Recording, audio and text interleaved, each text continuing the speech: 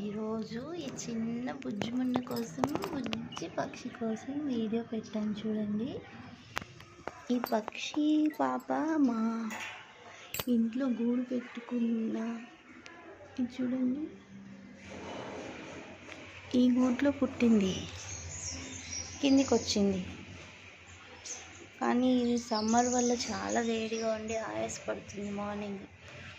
So నేను ఈ plant పెట్టి 2 బకెట్లలో వాటర్ పెట్టి ఇంకా 2 డోర్ మ్యాట్స్ వేసి అవన్నీ చల్లగా ఉండడానికి తడిపాను అన్నమాట.